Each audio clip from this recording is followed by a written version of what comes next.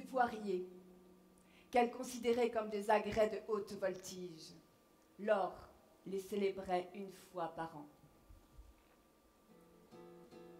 C'était un mystère qu'il fallait guetter, car la veille encore, rien n'était perceptible. Laure était, à l'espère, comme un chasseur derrière ses volets. Et bien souvent, de guerre lasse, elle s'endormait avant l'heure.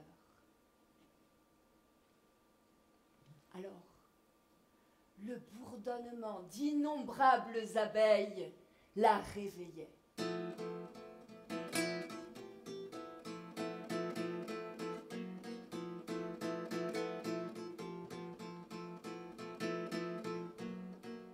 Les poiriers étaient en fleurs.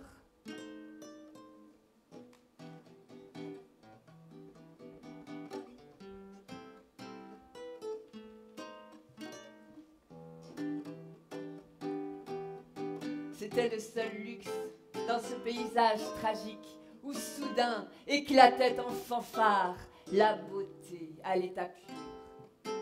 Les 12 poiriers blancs, éclos le matin de la douceur de la nuit, se dressaient, héraldiques, dans leur tenue de mariés. Ils faisaient la roue comme des pans et s'exhibaient sans vergogne. L'immensité était enclose dans leur port d'arbres modestes.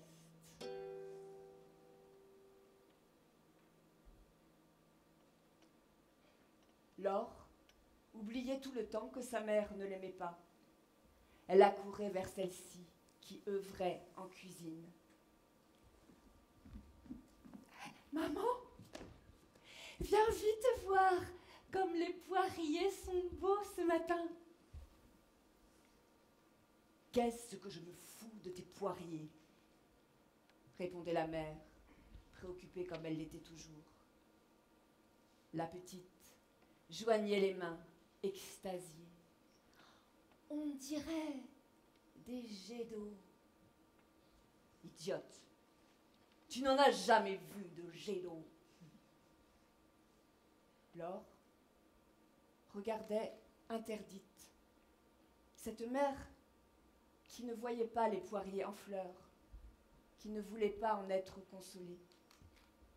Elle avait le cœur gonflé de pitié pour cette femme et savait que lui prendre la main ne servirait à rien et qu'aucun mot ne pourrait lui expliquer pourquoi la magnificence de ces poiriers était placée là tout exprès pour les pauvres femmes et que c'était une maladie que de ne pas savoir les aimer.